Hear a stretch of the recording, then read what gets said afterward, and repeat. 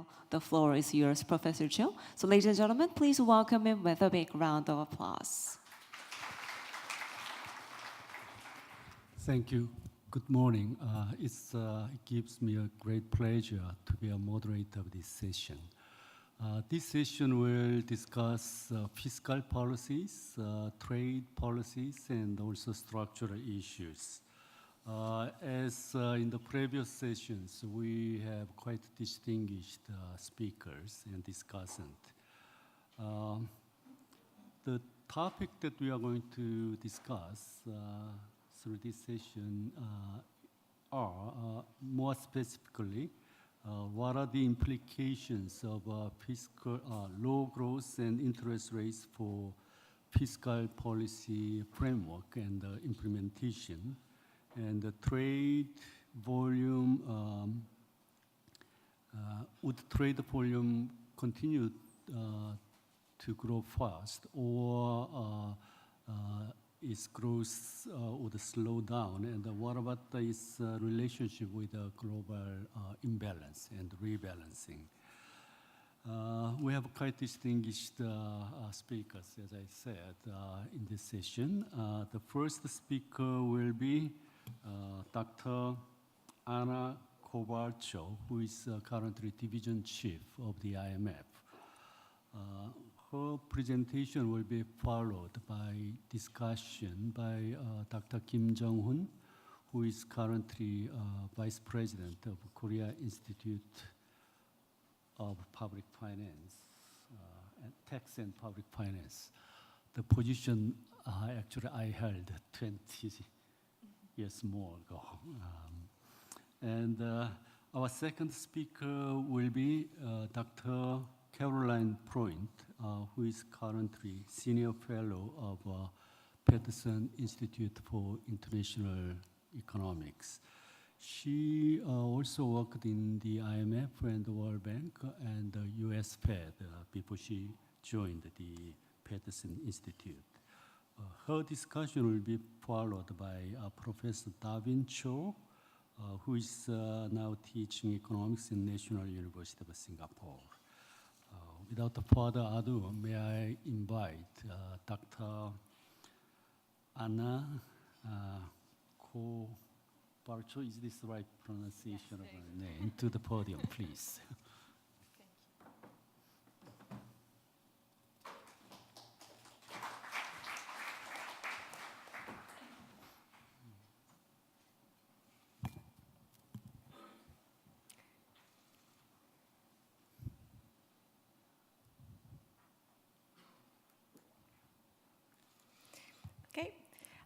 Thank you very much. It's really my pleasure to be here. I am very pleased to present and share with you some results of joint work with several colleagues from the Asia Pacific Department at the IMF. So the usual disclaimer applies, but more than that, anything that is good in the paper gives credit to my team. Any mistakes, I take responsibility, okay? So we have a very big title for the presentation, The New Mediocre in Asia, What Can Fiscal Policy Do? Let me just start by giving a brief summary of a few takeaways from yesterday. As we heard extensively, rapid population aging and weaker productivity are two very important challenges to sustained and inclusive growth in Asia. Now, Asia is very diverse. These features of the new mediocre that really are more of long-term challenges of the new mediocre vary across different groups of countries in Asia. And for the purpose of my presentation, we're going to talk about three main groups. In group one, we have Japan, a country that has been suffering from these secular headwinds now for many decades. In group two, we have China, Hong Kong, Korea, Singapore, and Thailand, that are increasingly experiencing the headwinds of rapid population aging, as well as a slowdown in productivity. And then in group three, we have other economies in the region that are growing still very fast, but could be affected by features of the new mediocre, primarily through spillovers. And Mitali yesterday, for example, talked about the case of Indonesia. Now, our results from the paper are calibrated at the individual country level, but for presentational purposes, it's easy for me to refer to Group 1, Group 2, and Group 3. And primarily, I will talk about Group 2 countries, which are the countries that are now facing the higher risks from low growth in the new mediocre in Asia. So fiscal policy in the new mediocre is a huge topic. We're going to then focus on two, anyway, very big questions. The first one, what are the implications of the new mediocre for fiscal sustainability across these countries in the region? And second, what is the scope for fiscal policy to boost productivity and inclusive growth? We have four main messages that I want you to take home with you. So for those of you who are jet-lagged as I am, this is one key slide. I'm going to wake you up at the end for another killer slide, okay? So the first message is that if it's left unchecked, age-related spending, and this is spending on public health and pensions due to demographics, is a threat to long-term fiscal sustainability in many countries in Asia. So this is the first rather sobering message of the paper. Then we move to somewhat more uplifting results, but these are model-based. So when we work with models, we can make the reality look much nicer. The second message is that even when we do budget-neutral fiscal changes, we can show that we can boost sustained and inclusive growth. More than that, in message number 3, we can really double and even triple the dividends to growth when we do some fiscal policy changes that are debt financed in a low inflation environment. So I'm going to tie here some of these long-term features of the new mediocre with some current challenges of low inflation that we talked about this morning. My last message is trying to bring these model results back to reality and discuss a little bit what we think could be some critical pillars for countries to really reap these benefits of fiscal policy reforms in terms of growth and inclusion and really avoid some of these long-term fiscal challenges or bad debt dynamics that could arise if the features of the new mediocre are left unaddressed. So first message, debt dynamics, arithmetics are hard to beat in Asia. So let me start first by looking at the fiscal position of Asia right now. On the left-hand side, I'm showing public debt in Asia compared to other regions. In the dark columns, it's advanced Asia and developing Asia. And in the blue line, it's the median debt and then the distribution. So by and large, right now, the median debt level in advanced Asia and developing Asia is below what we see in other regions of the world. And more than that, when we look to the chart on the right-hand side, what we would expect, at least according to our projections right now at the fund, is that, if anything, most countries will stay at those levels of debt 5 years ahead. So we have a few countries where we see debt, in fact, declining. This is Singapore, Sri Lanka, where we have a program right now with the government, and a few countries where we see debt, in fact, rising by 2022. China is one example. But by and large, in the near term, we would expect public debt levels or public debt ratios to remain relatively constant. Now, the challenge really comes farther ahead. Here, I'm going to discuss some projections for public health and pension spending that are based on simulations from our Fiscal Affairs Department, dividing these countries in the different groups. So in the chart, we have Japan, in the blue line 2015, where it's a country where already current levels of age-related spending amount to close to 20% of GDP. In the middle, we have China, Korea, and Thailand, so the group 2 countries that are starting to experience the features of the new mediocre in much more forcefully. And what we're expecting is that age-related spending in these group 2 countries will roughly double in the next decade and a half and may reach current levels that Japan has by 2050. The situation in the countries in group 3, which are the ones further to the right, I guess it's, Yeah, you're right as well. It's much more benign, with the exception of Vietnam. And if you recall from Ranil's presentation yesterday, Vietnam, even though it's a country that is currently growing very fast, it's also aging very, very fast. So it's actually right after Thailand in terms of the demographic pressures in the region. Now, these projections essentially are driven by changes in demographics. So take the case of Thailand. What the projections assume is that the coverage of the health and pension system that we have today will remain roughly unchanged by 2050, and similarly, the benefit ratios in the system would also remain unchanged. What this means is that even this level of age-related spending in Thailand that will drive up to close to 20% of GDP by 2050 would only cover about 40% of the population. And in the case of pensions, would only give about a 30% replacement ratio. So this is really far more underdeveloped in terms of a social safety net than we see in other emerging markets. So if we were to compute in these projections a somewhat better social safety net, these projections would become even more daunting, much higher spending levels.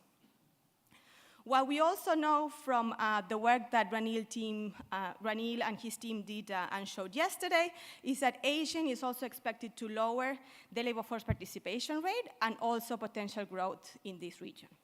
So what does this do to public debt dynamics or fiscal sustainability? In this chart, I'm showing essentially two scenarios. The blue line is what I call the 2022 status quo.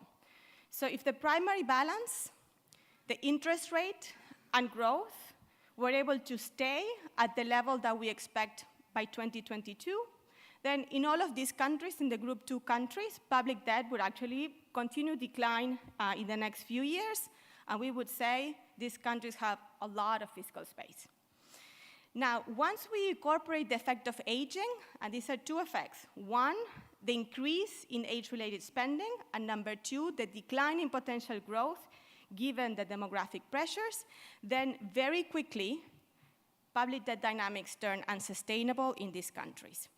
In the case of Korea, what you see is actually that they have a little bit more time before the public debt dynamics really start to look unsustainable, and this has to do with the fact that in the starting position, Korea has a much stronger primary surplus than, say, Thailand, that is essentially right now at a balanced fiscal position.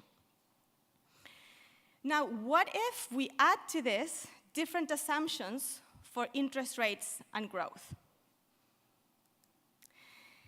Up to now, all of these countries in the simulations have had very favorable interest rate growth differentials. In fact, negative interest rate growth differentials.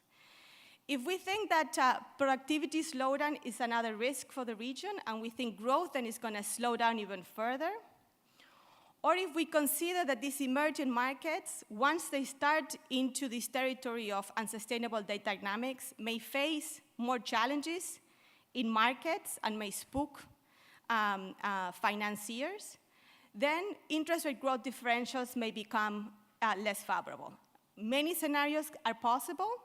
In the black line here, I'm showing simply a 1 percentage point less favorable interest rate differential between now and 2050. And for the case of Thailand, very small changes in this interest rate growth differential become kind of quite taxing in the public debt dynamics relatively soon. When we look at the same projections for the younger economies in Group 3, we see significantly lower risks to long-term fiscal sustainability. And in fact, say for the Philippines or for Malaysia, by 2050, we would expect roughly current levels of debt. So clearly for these countries, this is much, much less of a concern.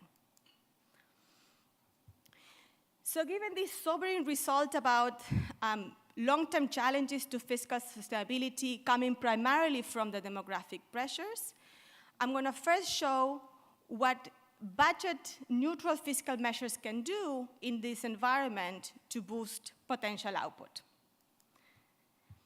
Yesterday, Madame Lagarde already alluded to some of the ways in which fiscal policy can be more conducive to inclusive and sustained growth.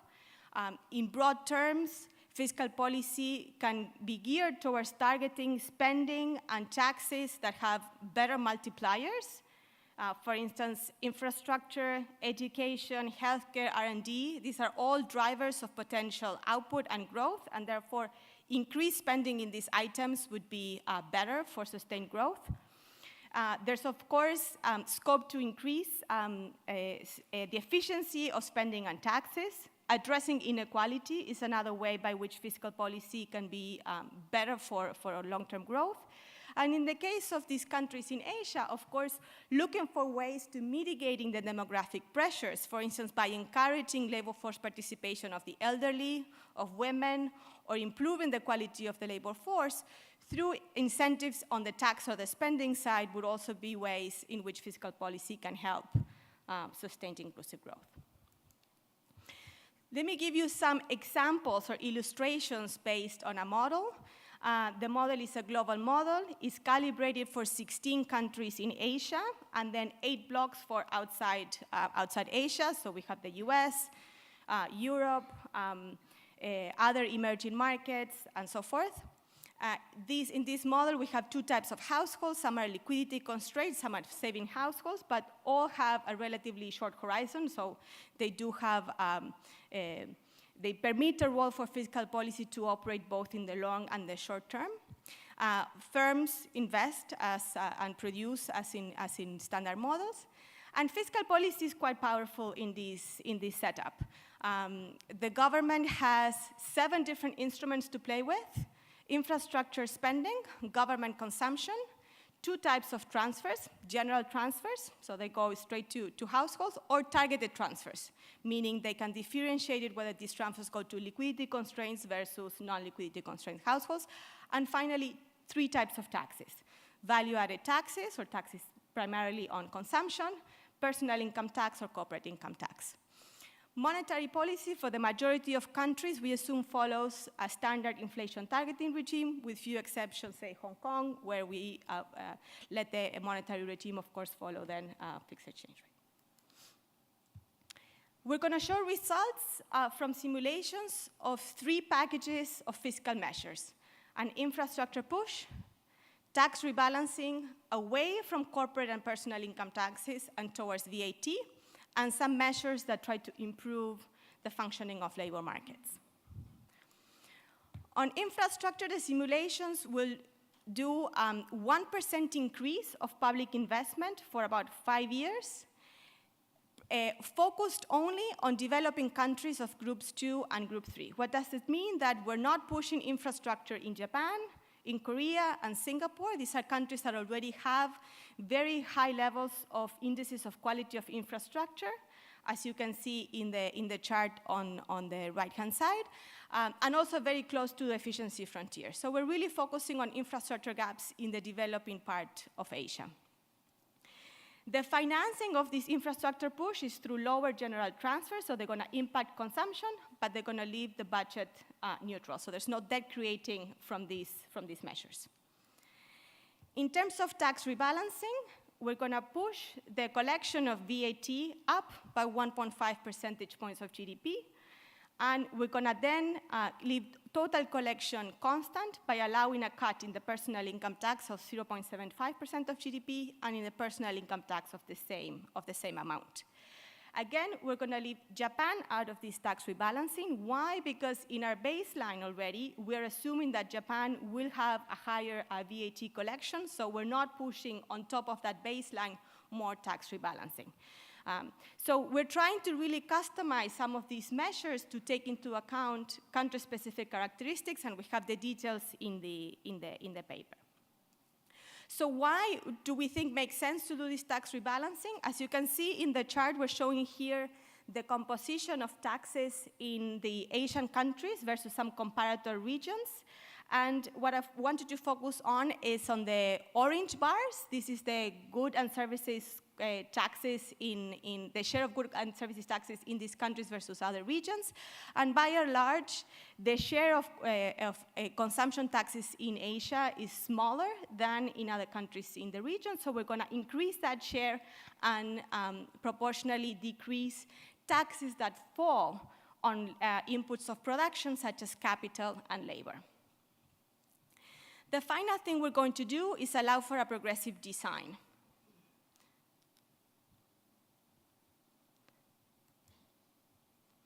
So low-income households will get a rebate for the consumption of the consumption loss that they would otherwise entail through the increase in the VAT, and they also disproportionately benefit from the cut in the personal income tax. So this is going to be very helpful in making sure that the low-income households or the liquidity-constrained households are not hurt by this tax rebalancing.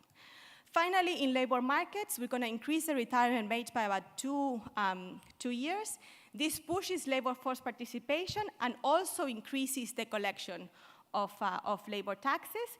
This allows some extra money to finance increased spending in childcare, which helps promote female labor force participation, and also the financing of active labor market policies that helps improve the quality of the labor force. For some countries to make this revenue neutral, we need to up a couple of other revenue items to, again, make the budget hold. So after all this effort, what do we get? Here are the results for all of Asia. So if all of the 16 Asian countries do these reforms, what we find is that in a decade from now, real GDP would increase by 1.5 percentage points. Group 2 countries are the ones that benefit the most. The payoff is actually an increase in real GDP of 2.5 percentage points. And this translates for the first part of the fiscal measures, the first 5 years, an improvement in growth of about 0.3%.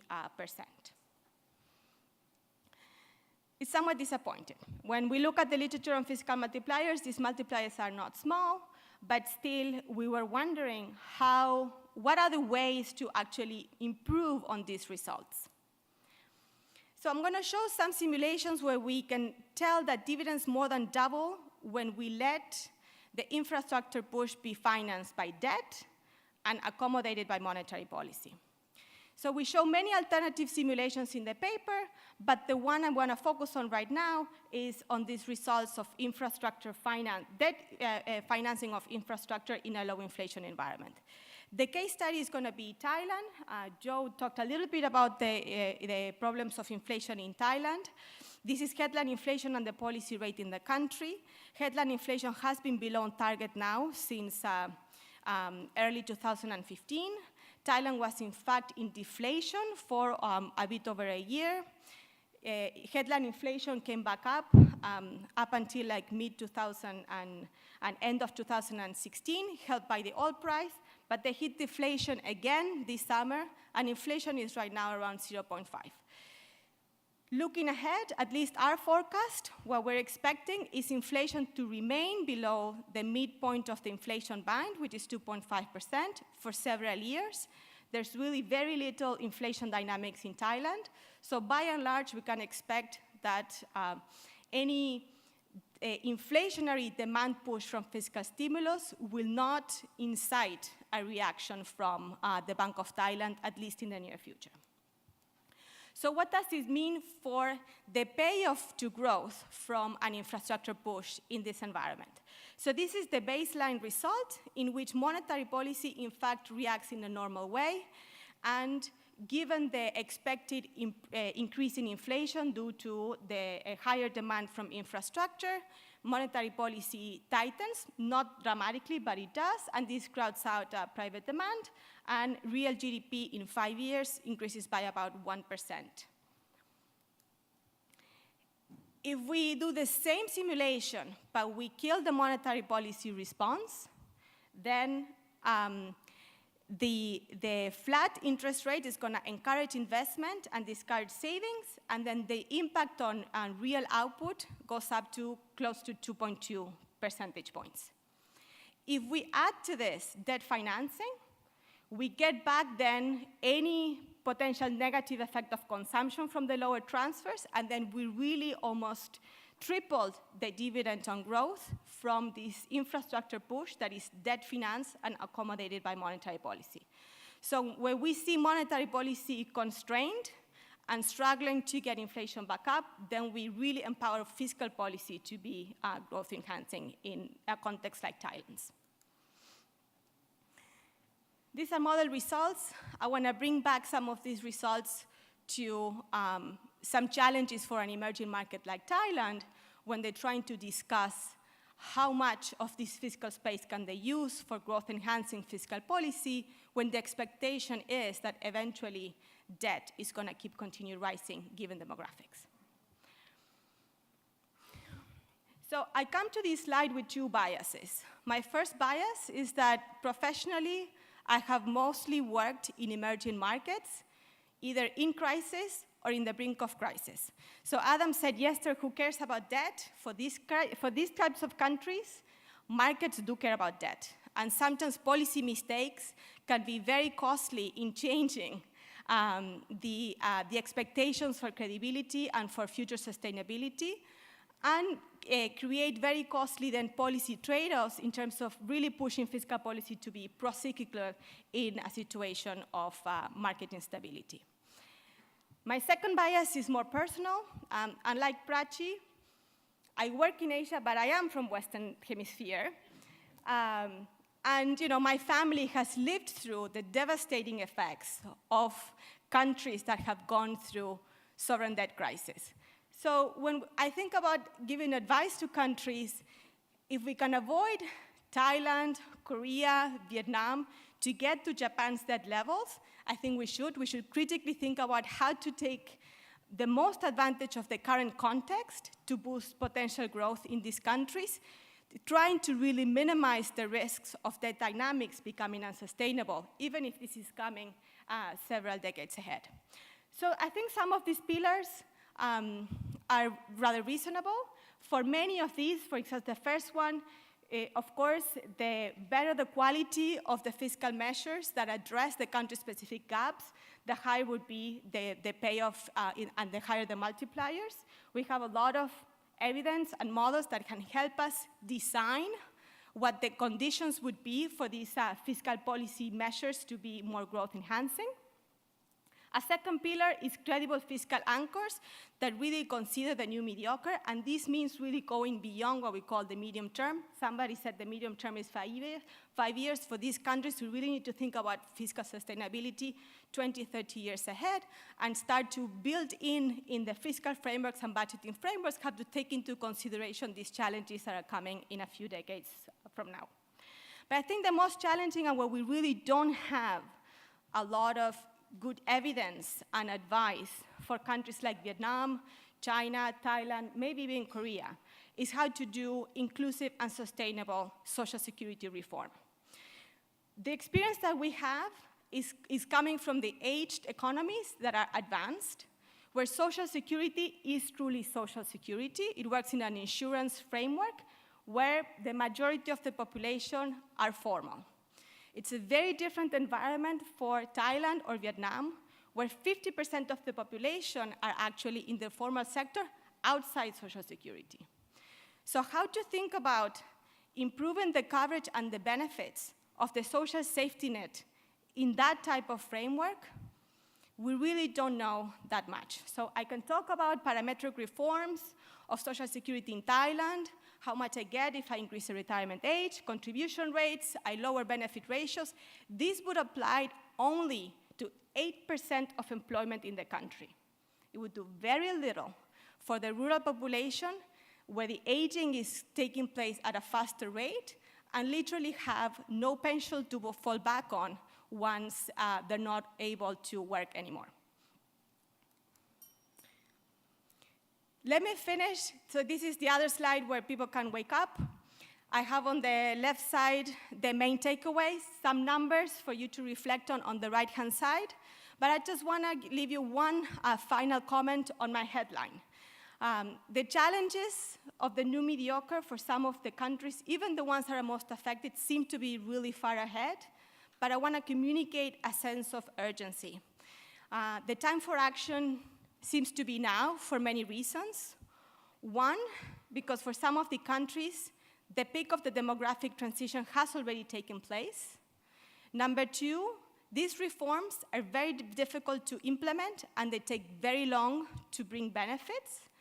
And number three, at least it seems that for the time being, inflationary pressures are going to stay subdued. So this gives some opportunity to take advantage of rather cheap financing opportunities for good projects that may actually raise the potential of the country and somewhat try to beat these adverse dynamics that are coming in 1, 2, 3 decades ahead. Thank you very much.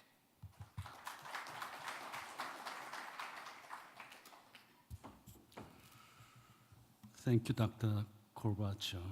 I'm sorry that I have to ring the bell because the moderator job is basically keeping time. But it was hard to ring the bell because the presentation was so interesting. Dr. Corbacho's presentation will be discussed by Dr. Kim. 10 minutes, please.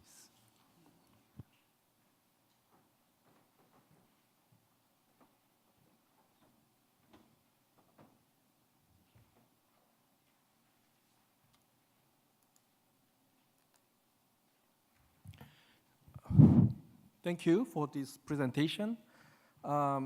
This paper is comprehensive. It covers all Asian countries, and it provides long-term perspectives of fiscal position of all Asian countries. And then it also provides policy recommendations on infrastructure policy, rebalancing taxes, and structural policy. I basically agree with almost all points raised by Anna, but let me highlight several factors that are important in the case of Korea when we design fiscal policy. So first, a brief summary of the main points of this paper.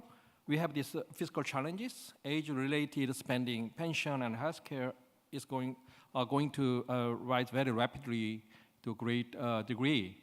Therefore, we need fiscal policy reform, public infrastructure policy, rebalancing taxes, and labor sector reform. I don't know, she certainly, I think, made a cautionary suggestion, which certainly makes sense, given the fact that we have very low inflation and low interest rate. Therefore, we can efficiently increase the government debt level. Not in Japan, I guess, but definitely in Korea, because the GDP, debt to GDP ratio of Korea now stands officially around 40%, while that of Japan is 250%. However, Anna emphasized that we need to check sovereign risk premium. And another very important point is reform of pensions and healthcare system, parametric reform, and structural reforms of the health sector. So overall, this is a very comprehensive assessment. And I think a couple of points are very relevant here for Korea. We really should think about debt policy of Korea. Traditionally, Korea is very, very conservative in terms of debt policy. However, I'd like to emphasize that there are two kinds of debts in Korea. The first kind is the kind of debt that Ministry of Finance manages, the debt of general account, the debt level that OECD reports. The second kind of debt is this implicit debt related to age-related expenditure, pension and healthcare. And this kind of, the latter kind of debt is not directly managed by the Ministry of Finance. So I think there's kind of dilemma in terms of adjusting these two different kind of debts. Anyway, I think this is an important point for Korea for a while. The second point is related to this previous point. We need to simultaneously act on pension reform and healthcare reform.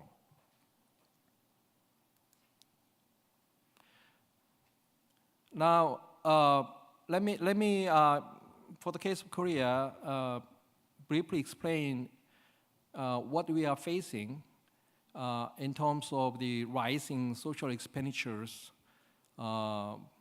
in coming years, maybe 30 years or 40 years. It's going to be huge amount.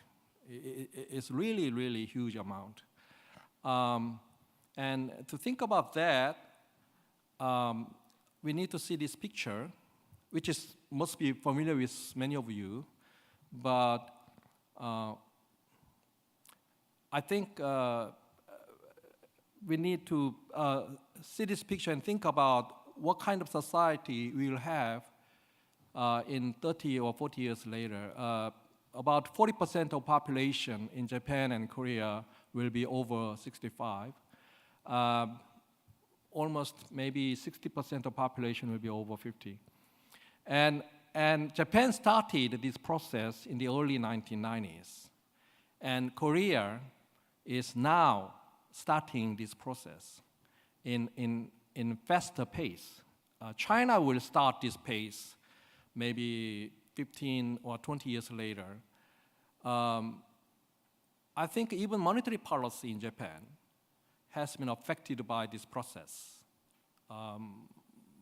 If you think about what kind of broad impact this population aging process will have, certainly I think it is also relevant to monetary policy, although I'm not an expert on monetary policy, of course. Now here is a relationship between aging process, horizontal axis, and the increase on welfare expenditures, vertical axis. Those gray points are OECD countries. The blue line shows the case of Korea, and the red line shows the case of Japan. It's remarkably similar, and one-to-one correspondence between aging process and increase in welfare, not in other OECD countries. And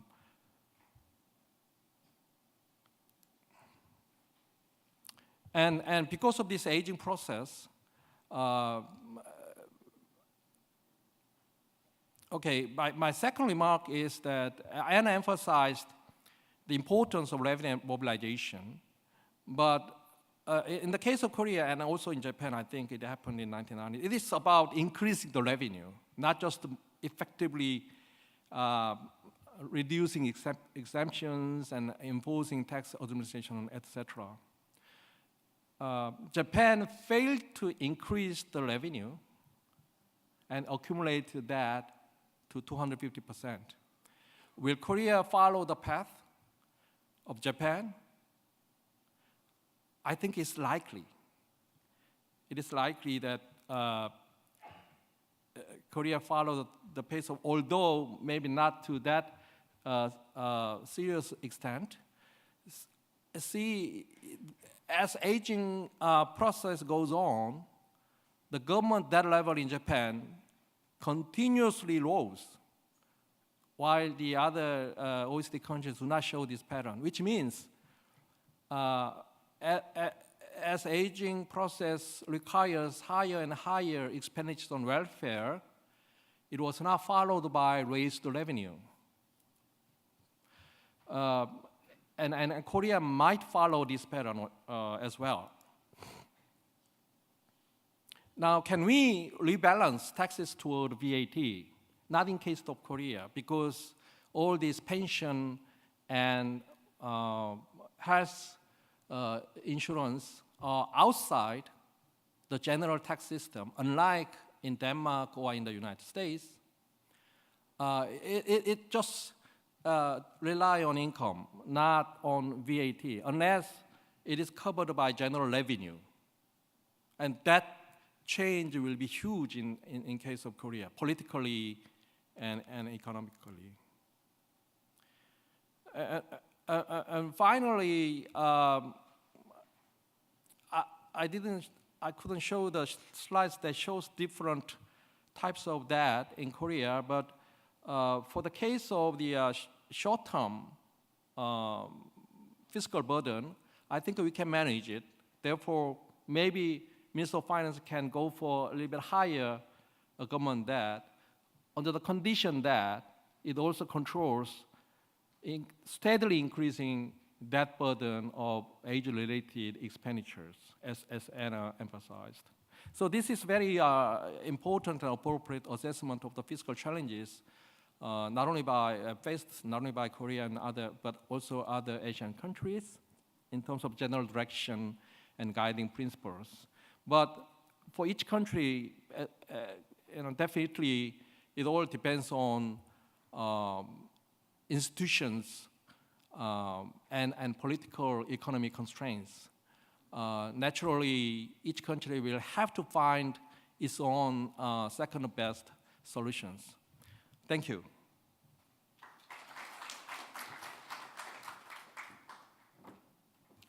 Thank you, Dr. Kim, for the presentation. Our second presentation will be Dr. Freund.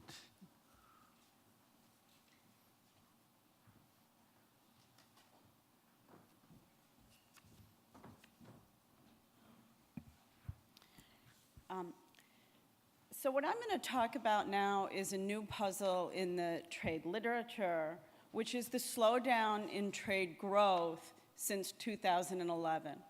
So from the early 1990s until the mid-2000s, trade was growing about twice as fast as income growth. And in some sense, that period was also strange because before that, it grew about 1.5 times income growth. So we had this kind of period of hyper-globalization. And then since 2011, trade growth has really slowed down. So it's grown roughly at the same pace as income growth. So why has that happened? And in some earlier work I did, I related it to secular stagnation. And the idea was investment was low, and trade actually is very intensive in machinery and transport and investment goods.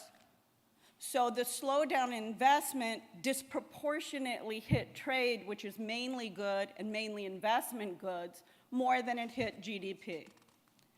And in this paper, what I had hoped to do was look for a transmission mechanism.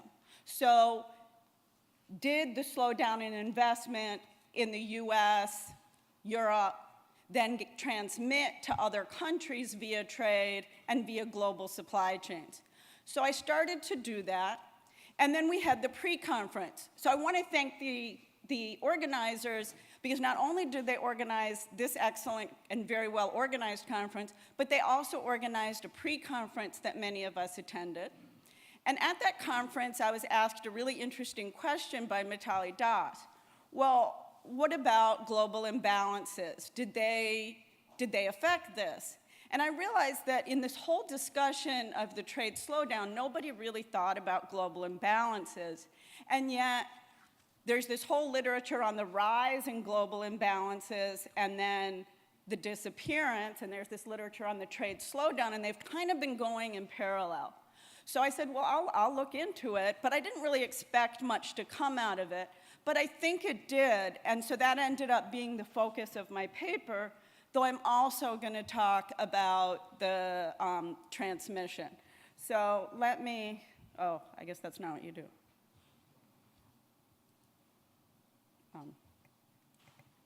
Seems like I'm the first person who didn't figure out what you press. Oh, I'm using the wrong thing. Okay, my papers are on it.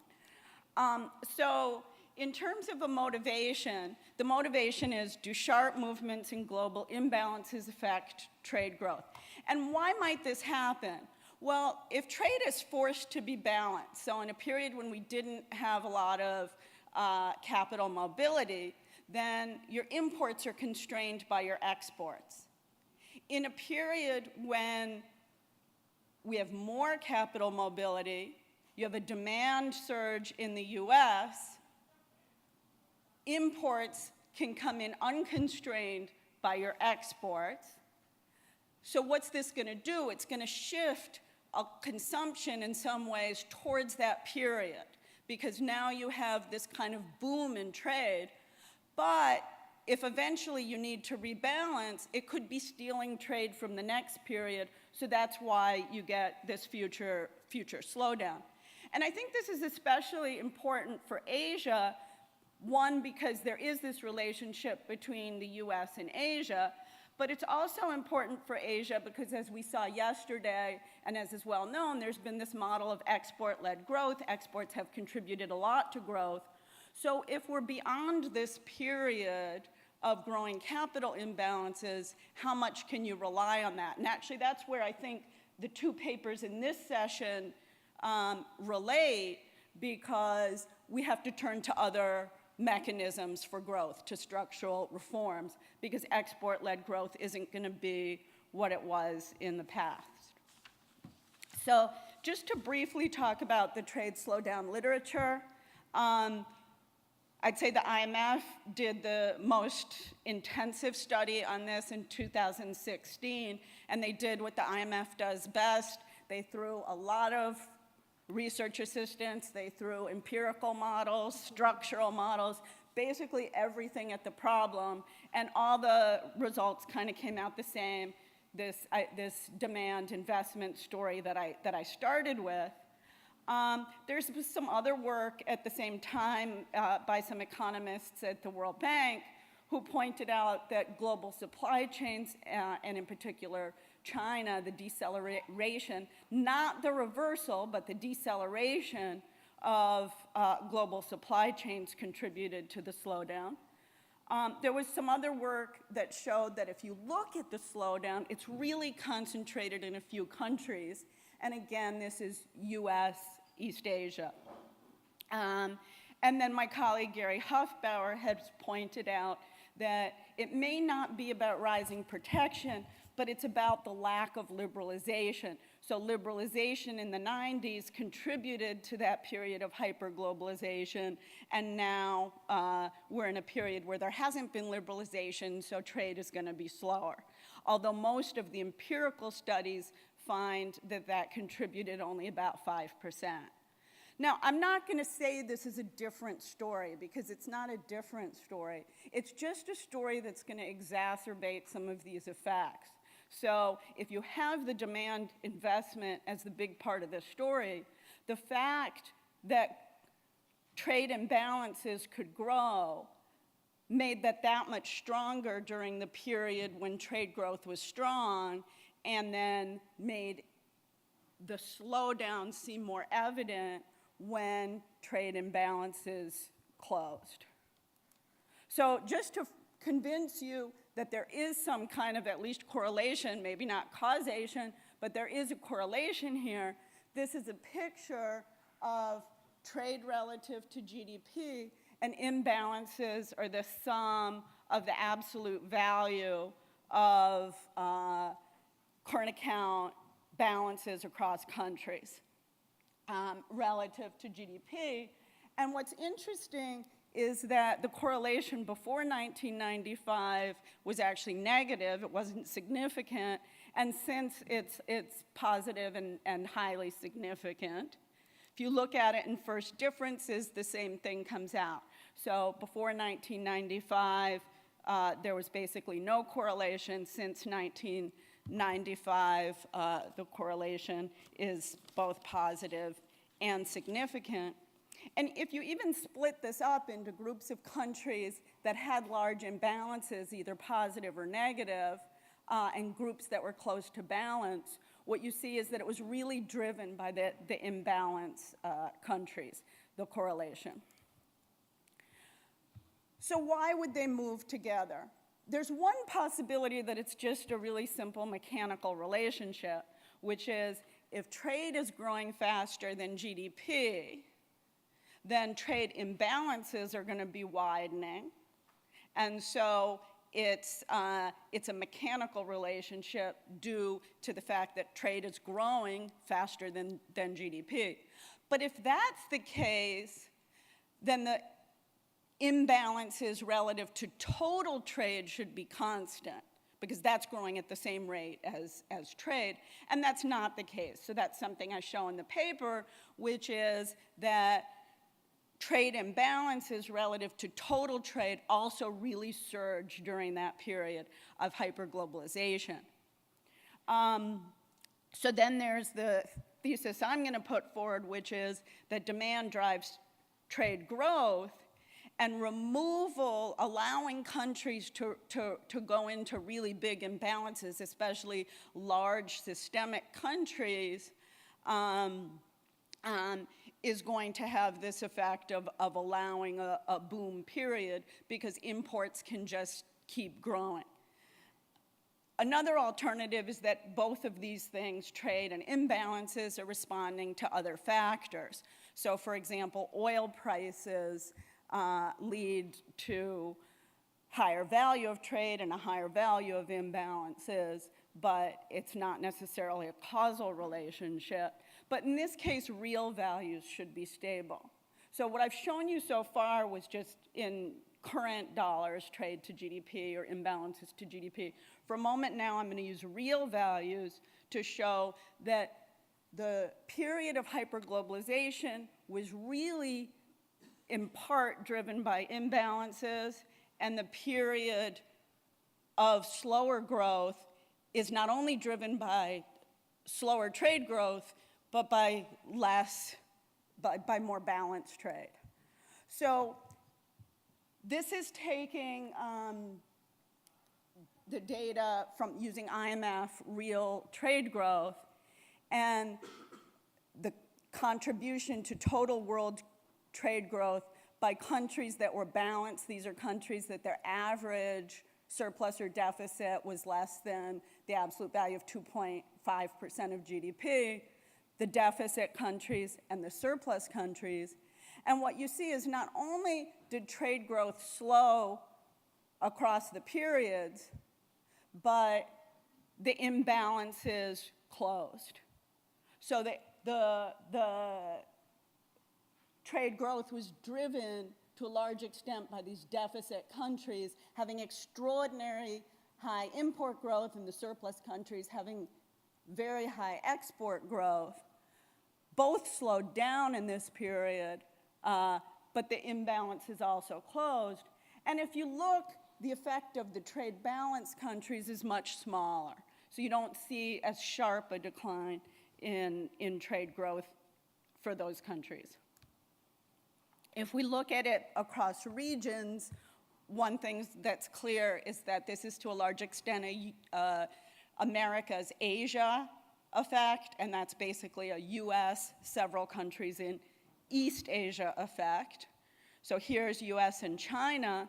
So not only did trade growth slow in the period of slower growth, and not only was it high in the period of rapid growth, but it's partly high because of these extreme imbalances. So the fact that the US was importing so much, and the flip side of that was China exporting a lot. You see the same thing for Japan and Korea, where they're very similar to China. Large imbalances in the early period, strong export growth, slower but much more balanced trade, and even reversing in the case of Japan, where Japan is contributing more to import growth than to export growth now. So I think I've convinced you that these are related, but the next obvious question is, what about magnitudes? How important can this really be for the trade growth story? So one way of looking at this is say, what would trade have looked like if I force it to be balanced? If I don't let countries import more than they export? So that's my most constrained hypothetical I'm going to do. Then I'm going to do a little bit less constrained one where I say, okay, it doesn't have to be balanced, but it can't Nobody's balance can exceed both 2.5% of GDP for a deficit country and its historical average. And I put in the historical average there because there are some small non-systemic countries that might have been running large deficits or surpluses before, so I can let them continue to do so. So it has to be within those. If it starts to hit that boundary, it gets pushed down to its average. I also am going to allow some feedback effects, because if imports decline in the US, that means somebody's exports have to decline, which means their imports of intermediate goods are going to decline. And so that's calculated by saying however much the excess trade is reduced in the deficit countries, it has to also be reduced in the surplus countries as exports. But I'm only looking at import growth here, so then I feed that through based on the trade and value-added database, which gives me information for each country on on the import content of their exports. So I'm just going to reduce their imports based on how much their excess exports get reduced. So what does it look like? So this is what trade to GDP would have looked like in the absence of the large imbalances, where the green line is if we force the countries to have completely balanced trade, and then the red line is this kind of, you can't get too big. Your deficit can't get too big, but you're allowed to run some deficits. And what you see happens is the period of hyperglobalization isn't quite as hyper. It's still strong, but it's not quite as strong as it was. So we can look at it actually in terms of growth rates and say, what would trade growth have been? What was it actually? What would it have been if it was completely constrained by exports in the way I mentioned, or if it was partially constrained? And then compare it to GDP growth. And what you find is that what this really does is slow down the period of hyperglobalization a little bit and allows somewhat faster trade growth in this period. So in some sense, the fact that countries ran these big deficits allowed them to steal trade growth from the future, have it now, but that means that when we get to the future, we're already importing so much, we don't need trade to grow quite so fast. So trade growth shifted. So if we think about the very early period when trade was growing, or the previous 70 years when trade was growing at 1.5 times as fast as GDP growth, we kind of have something where it's similar over this whole long period. It's just that because of imbalances, we took some of that trade growth early, which means we're going to take less of that trade growth in this period of slow growth. So my conclusions, and let me just mention, I put in this extra slide, and I think I've still a few minutes. So I'm just going to say something about synchronization, which was where I had started on this. And I think also kind of shows how the US had this sort of excess demand during that period of hyperglobalization, and it did feed in to the East Asian countries, and specifically the surplus countries, that if we look at the correlation between US import growth and both import and export growth in the Asian countries, it's positive and highly significant for the surplus countries, but not for the deficit or the balanced countries.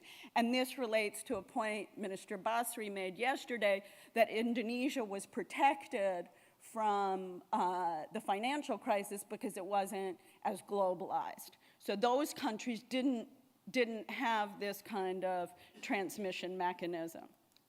So to conclude, the point of the paper is just that widening imbalances sort of magnified the demand effects on trade, allowing the period of hyperglobalization to be super strong, and then this period to be a little bit slower than it otherwise would be. And more capital mobility may have ushered in a period when we actually see more volatile trade growth. So rather than trade growth at 1.5% of 1.5 times GDP growth, now it might be that same over a long period. But because countries can go into large deficits, we can have some periods where world trade growth is super fast and other periods where it's a bit slower. This has implications for Asia going forward, as I mentioned, because I think especially in this period of global rebalancing, and as was mentioned earlier, to go back to that period is going to have a lot of tension, especially we've already seen so many trade tensions. So export-led growth is really less feasible going forward. So this means Asian countries will need to rely more on structural reforms. And I'll stop there. Thank you. Thank you, Dr. Freund. Now, Professor Chor, floor is yours.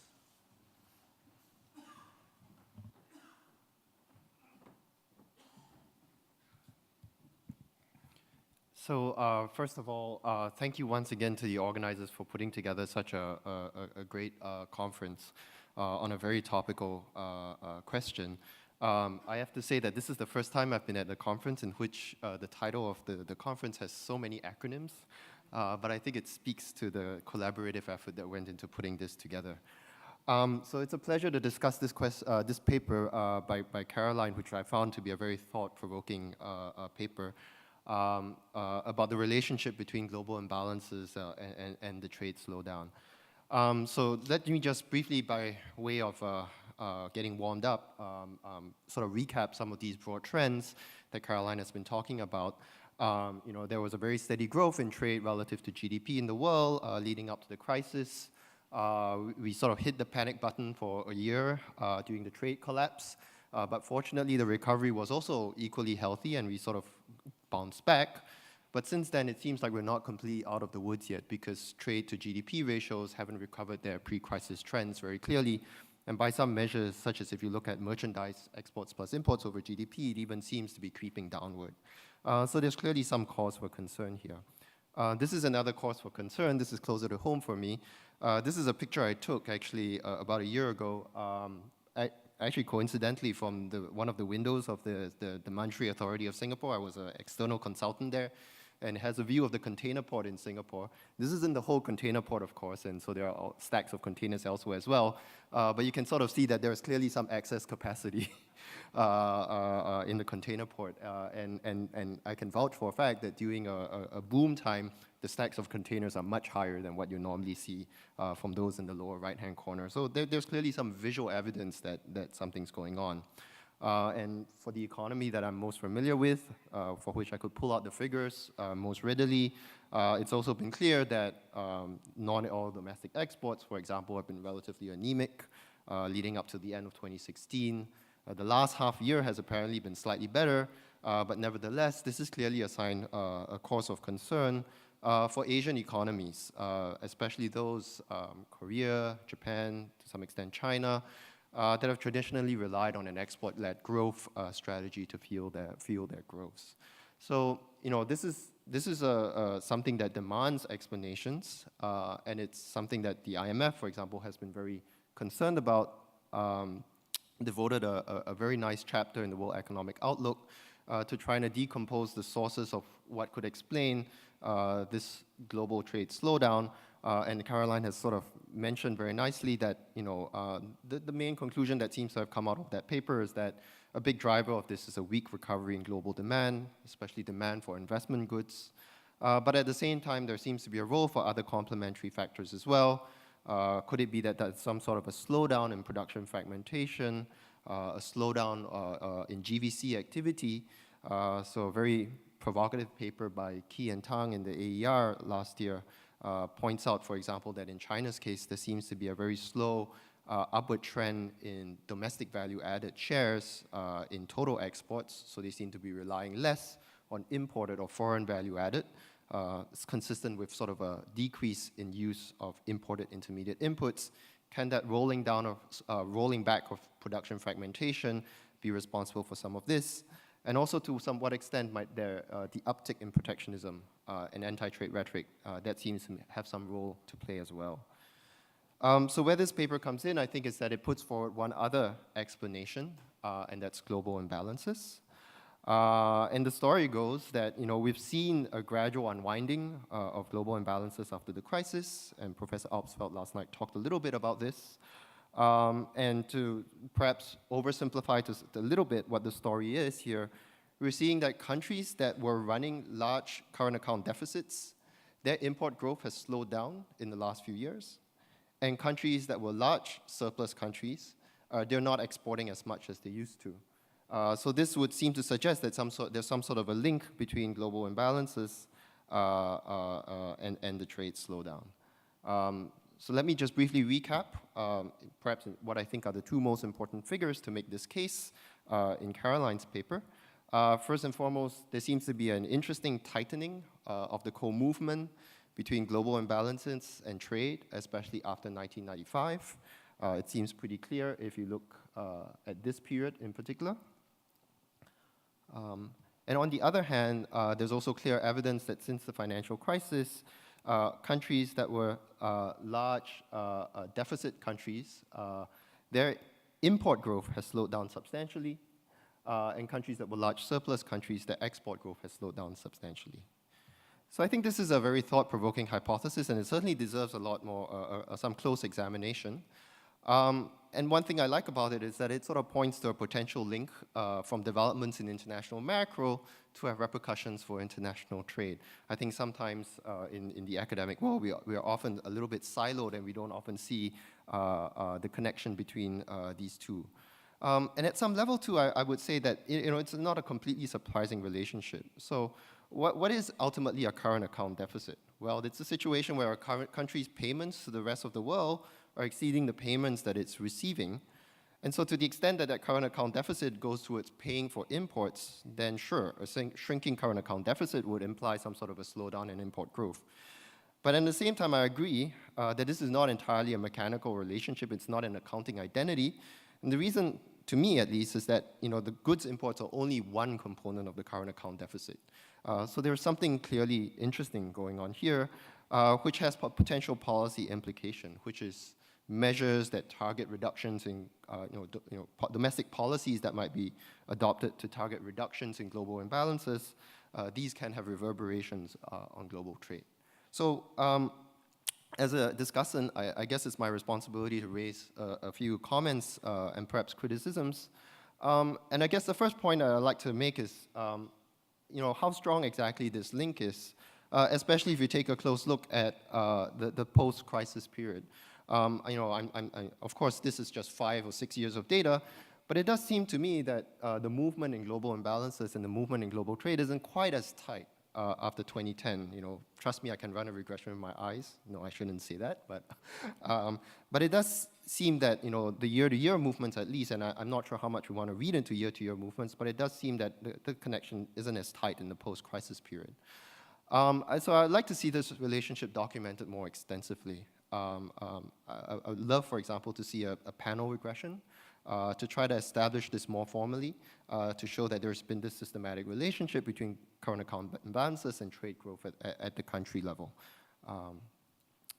The second issue that I'd like to mention is what alternative interpretations one might have for this very interesting correlation, and in particular, what other forces might be at play. I mean, the first thing I guess I should mention is that, is this a case of the dog wagging the tail or the tail wagging the dog? And might it be that, what's driving things is sort of a global trade slowdown, and that is what is contributing to the observed shrinking of current account imbalances. So which way does the causality go? And I think there's a lot to look into in that regard. A second alternative interpretation might be that there's actually a third force out there. For example, weak recovery in global demand. And we know that in a period of weak global demand, that's entirely consistent with a narrowing of aggregate demand in the world as a whole, and therefore a narrowing of global imbalances. as well as a reduction in growth rates or a slowdown in growth rates for trade. So once again, there are very rich stories that could be going on here. Sort of a third class of alternative interpretations, which Caroline does touch on in the paper, to what extent does this all come back to a few big players in the world economy? And in particular, to what extent might it come back to China? We know for a fact, it's been publicly announced that China is consciously trying to shift towards a more domestic demand-driven economy, perhaps to reduce its reliance on exports as its engine for growth. There is some evidence that it's also restructuring some of its global value chains to rely less on imported inputs. And so to what extent is the simultaneous shrinking of global imbalances and the trade slowdown a result of the actions of a few key players in the global economy? And to what extent is this a byproduct, for example, of China's exchange rate policy, allowing modest strengthening of its exchange rate? A third point I think it would be interesting to explore a bit is why this current episode that we're in might differ from past episodes. There are past episodes we know of large global imbalances, and in particular the large bilateral imbalances between Japan and the US in the 1980s. When that was unwound in the mid to late 1980s, in particular after the Plaza Accord, what impact did it have on global trade? And as Caroline's mentioned, that was a period in which the correlation between global imbalances and global trade wasn't quite as tight as it was in the more recent decades. So why the difference, if any, between that past episode and what we see currently unfolding before us? And it's something that I think would be an interesting open question to look at. And so all this is to say that I think this is an interesting correlation, and I don't mean to downplay the hypothesis that Caroline's put forward. I think it's entirely plausible and definitely worth looking into.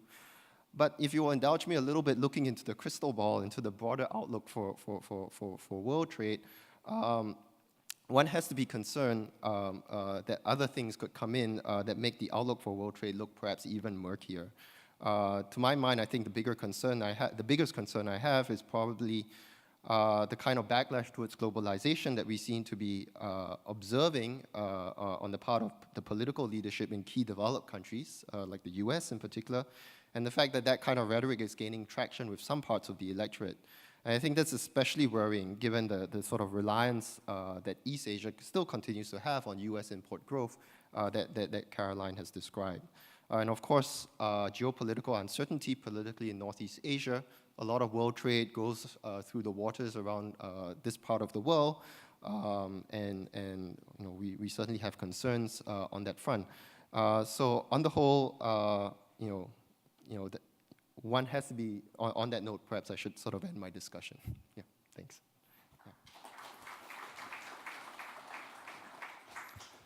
Thank you, Professor Chor. Now we have had two very interesting and somewhat provocative presentations and discussions.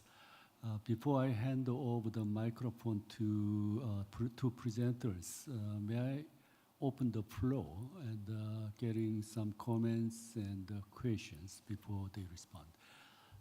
Dr. Obstfeld, please.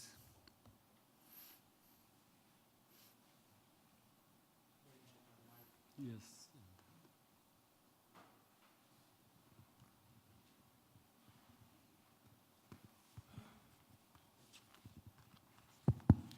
Yeah, this is a question for Caroline.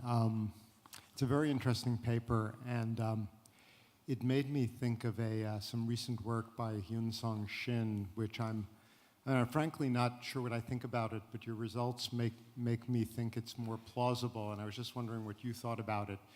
And his idea would be an explanation for this pattern you show, which it doesn't imply that global imbalances drive trade, but it implies that both are driven by a common factor. And that factor is basically global liquidity. So he basically starts with the observation that global value chains involve more roundabout production and time because you produce a component somewhere, then you ship it somewhere else, that takes time. And the interest rate, or in general, credit conditions will determine if that's going to be profitable. In one story you could tell is that when financial conditions become looser, it becomes more profitable to set up finely articulated global value chains where you have very roundabout production, and that helps explain an expansion of trade. But also the loosening of credit constraints allows borrowing countries to borrow more, and so you get an expansion of global imbalances. And if you look at your picture, it's really in this sort of period of the mid-2000s where we have the global credit boom that you see the most really striking correlation between these things. So I just was wondering if you would react to that. Let me get 2 more questions before they respond. Mr. Park.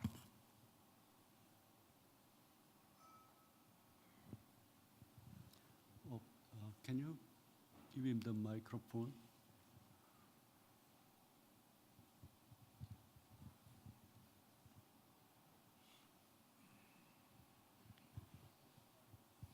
Thank you. I'd first like to thank all the panelists for very thought-provoking presentations. My question is for Dr. Corbacho. Have you taken when it comes to tax rebalancing, have you taken account of an asymmetry that exists for tax authorities between this asymmetry is between dealing with consumers who paid VAT and producers loosely who end up paying the income taxes? The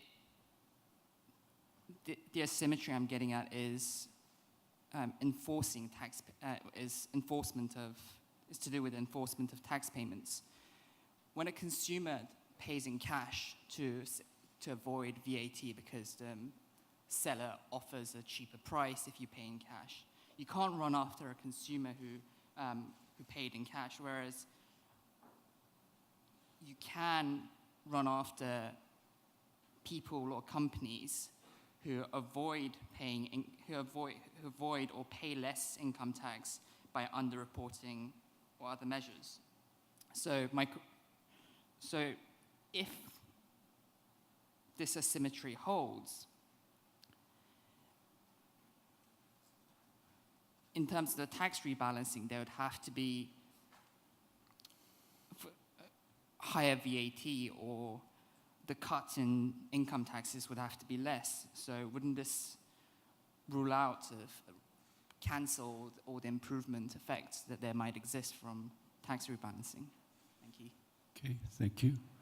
Yes, please. Yeah.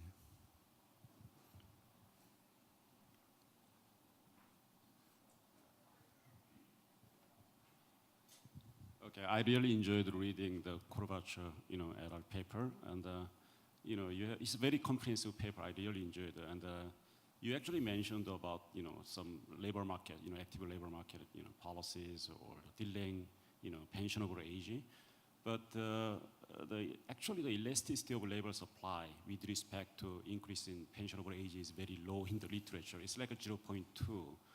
Or maximum 0.5, and it's because actually in large part because the average retirement age or effective retirement age is lower than pensionable age.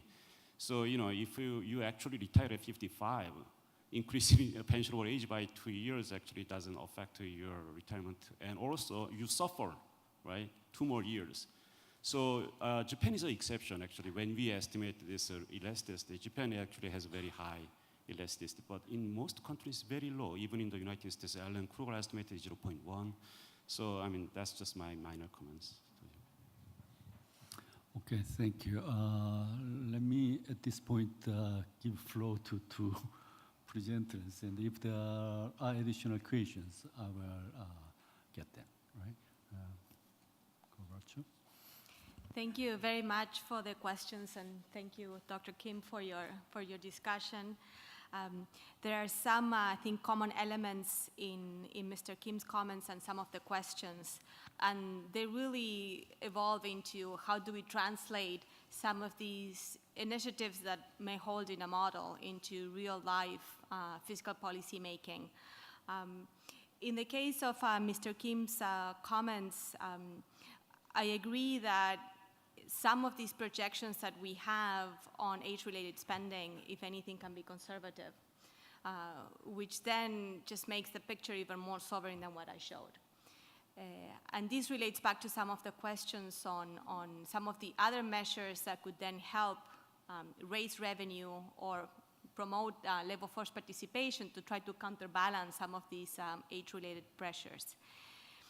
So in terms of the tax rebalancing simulations, there was a question on whether we're taking into consideration the effectiveness of collection, say, of the VAT versus income or personal income tax or corporate income tax. In the simulations, we are not. But of course, whenever we discuss with a country ways to raise revenue, we take a very broad diagnosis of not only the design of tax policy in the country, but also the capacity of tax administration. And it is true that VAT, from many perspectives, is a good tax in the sense that it's less distortionary for decisions for investment, hiring, and of employment, and so forth. But at the same time, it's more, it really requires much more capacity to enforce and much more formality in the economy. In an economy that operates a lot in cash, it's actually much more difficult to eventually get a VAT working in the short run. But over time, the issue that, of course, to get your VAT rebate, you need to formally have then VAT invoicing. This, in many countries, eventually has actually helped not only bring capacity, but also formalize the economy and broaden the base for VAT revenue collection. So by and large, we've seen across the globe many low-income and emerging markets successfully transitioning from, say, sales tax or other types of turnover taxes into VAT, and this has helped not only raise revenue, but also be less distortionary in terms of the growth impact. Then on the question of labor markets and the elasticity of labor supply, so we're using for the model some results based on OECD countries. This means that for the countries that are not in the OECD, we're kind of extrapolating and making some assumptions because we just don't have good evidence in terms of how much we should expect of a labor response to changes in the retirement age. And it is true that it's small. So it's not that we're not counting on huge effects from these from that particular change. But what you're raising in terms of the difference between kind of mandatory retirement age and effective retirement, this applies across the board in Asia. I mentioned the case of Thailand. The effective retirement age is 55. And that's extremely low for a country that has a much higher life expectancy now. So even if they change, as they have done, the legal retirement age, by the time this actually kicks in and is binding for incentives for labor supply, it may take actually quite a bit of time. So definitely point taking in the results, we're not including a huge effect from that, but eventually we would hope that these types of reforms are a way to boost the labor supply, increase some more collection of revenues, and through that be able to finance other types of active labor market policies that can improve the quality of the labor force. I think that the biggest challenge comes from one of Dr. Kim's comments in terms of can we think about general taxes to finance pensions or social security benefits in general? As in Korea and many other countries, social security is one thing, government is another thing, and it's not always politically or legally feasible to think about merging, say, general taxes or earmarking general taxes for pension. But I think in countries where we still have such a large portion of the population outside of social security, we need to break outside of that paradigm. And in some developing economies with large informality, it seems that the types of pension reforms that are being put on the table are basic universal pensions that are financed by general taxes. The challenge from that is that effectively those types of benefits can become an effective subsidy for informality, and they also increase the wedge of Social Security contributions as a tax on formal labor. And in contexts where informality is high and can be a drag on productivity, we also need to think about how these types of reforms may be harmful for the incentives on the extensive margin of whether you're going to actually be in the formal sector or not. So as I said, I think we don't have good answers yet in terms of what are we going to propose for countries that still face this very large kind of dual situation in labor markets and Social Security. But my impression is that the only way to really break free is to eventually consider situations where we just, for developing economies, don't think about Social Security anymore. We think about basic income support for the elderly financed by taxes, as we do for financing education, health, or other types of social services. Thank you. Thank you. Dr. Freund. Yeah. First, I just want to say that this paper is to some extent kind of preliminary, so I really appreciate the comments because I didn't have that much time to work on it, so this is the first time it's actually presented or anybody's even read it. So it's very useful to get these comments. And I presented it with the causal story I wanted people to think about, but I realized that what we have here is mainly a correlation. And trying to understand it and the linkages between macro and trade, and I would agree. So I very much welcome David's comments. I think they're all doable and will make the paper much better. I guess one point I would say is that another way to think about it is that East Asian policy, and specifically on currency, sort of pushed trade. It pushed their exports out the door and into U.S., so trade grew faster in that period, and those policies have gone away, and that's a way of thinking of a force that leads to both the imbalances and the trade growth. So I don't know that it's causal, but I think the point I want to get across is that there's a magnifying effect when imbalances in trade are growing together. And so that leads me to the comment that Maury made, and I'll take a look at that paper. I haven't seen it, but I think that's a plausible story. So that's another idea of sort of if it's a credit boom, then you have activity going on that, I guess in this case, it's kind of causal because it's driven by the credit boom, which is leading to the development of supply chains. And for that super fast trade growth, you don't just need supply chains to be in place. You actually need them to be developing, because once they're in place, you have a lot of trade. So at the same time, just them stop being developed can lead to a slowdown in trade growth. You don't need them to reverse, which is a mistake people often make. They think the slowdown means they're reversing. It doesn't. Just if they stop being developing, you get slower trade. So that is a plausible story to me, but whether it's the right story, I'm not sure. Okay, may I get some additional questions? Dr. Kang, please.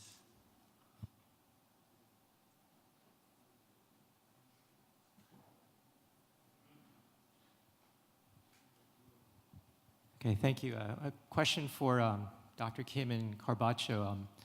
You said in your remarks that the lessons from Japan about the risks of debt finance increases in social spending. I wanted to get your views on how you see the case for formal fiscal rules that incorporate a specific strategy for addressing aging pressures, whether that would be beneficial from a political economy perspective and in terms of forward-looking preparation. And since it touches a bit on the discussion in the first session about the risks from low inflation, whether fiscal rules with escape clauses would help make fiscal policy more responsive to a large negative demand shock, such as the case in possibly in Korea. Other questions? Okay, that was final. So, and Kim, please, yeah. So I guess broad tentative answer for most fiscal rules, yes, it all really depends on what rules we are talking about.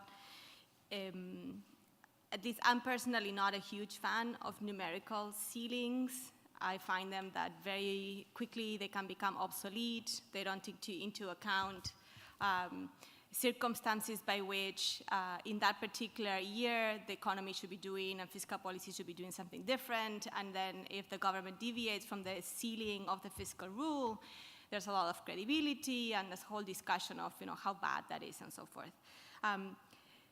But I do think that fiscal institutions or fiscal frameworks more broadly thought about that take into consideration the long term are very important for countries that are aging very fast. So when I think about what successful examples we have of countries that have used fiscal frameworks that have this very long-term view and have been able to translate those challenges back into even annual budgeting process, I think the most successful examples, in fact, come from countries that face problems from the depletion of natural resource wealth. So Norway and Chile have kind of the opposite, if you want, challenge from an aging society. They have wealth that they need to make sure they spread out intergenerationally, and they have found successful fiscal frameworks that are able to internalize those considerations so that that wealth is actually spread in, across generations. So this is kind of the opposite. This is a liability that comes from the future. How do we think about saving today to actually finance then that kind of permanent increase in this annuity that the government will have to pay? So I would think those types of frameworks are where to look for solutions. And for instance, in the case of Chile, Chile is a country that is looking more like an advanced economy than a true emerging market. But and partly that's the case because they have been able to use the fiscal framework to insulate the economy from the copper cycle, which is their main export. And even though they have a lot of fiscal rules, these fiscal rules are very flexible. And they have changed the ceiling on their annual deficits very often without any loss of credibility, precisely invoking escape clauses or embedded instruments within the framework that allowed for credible ways to reestablish what makes sense for Chile in different periods of time in terms of where the fiscal balance and debt should be. So whether it's escape clauses or whether we recommend frameworks where the annual fiscal targets are set in a much more flexible way, taking into consideration the medium to long-term fiscal anchors. There's different ways to make this operational. I have to say what I do not like is ceilings that are fixed every year and I have to work on any kind of state of the world because those very often lead to forceful deviations from that rule and a whole debate about whether, what does that for fiscal credibility in the future. So escape clauses are one way. Whether they have to be contingent on low inflation, I think perhaps the best metric is just is slack, and that would translate anyway to probably an environment of very low inflation. So what we've seen is also kind of second generation of fiscal rules that instead of looking at just nominal balances, they really take into consideration the cycle in the determination of the balance. With all the challenges of measuring, of course, the output gap and the structural fiscal position. But I think we are evolving in a way where we are able to give advice on better fiscal frameworks that really look 10, 15, 20 years ahead in determining what kind of the appropriate fiscal stance for the current budget year would be. Dr. Kim? Well, just very briefly, I think actually Anna's paper touched upon a very important fiscal rule in a broad sense, parametric reform of pension system, structural reform of the healthcare. I think if these two are done, I think the rest of fiscal policy is much less serious. Because in terms of magnitude, as Anna's paper shows, these two items really dominate other expenditure items, at least in Asia, in Japan, in Korea, in Thailand, and other countries. For fiscal rules itself, I often envy monetary policy experts, because monetary policy is basically done by experts. On the other hand, fiscal policy is done by politicians. Everything should be done ultimately in Parliament. So recently, especially after 2009, there's a talk about depoliticizing fiscal policy. So I think we should think about fiscal rule or some other techniques in terms of this broad sense, whether it'll be possible, and I think it's country-specific, actually. I think in Netherlands, depoliticizing fiscal policy is very well done. In some sense, in Korea, for the past 40 or 50 years, I think we have been successful in controlling the influence of political decision-making. But anyway, I think it's much more important is how to objectively assess the cost of pension and health, and have some kind of design to control it outside the political debates. Thank you. I'm pleased that I could perform well as a timekeeper in this session. So we complete this session on time with the help and cooperation of presenters and discussants. I guess you all look forward to having lunch. So may I thank all the presenters and discussants and the participants from the floor. Thank you.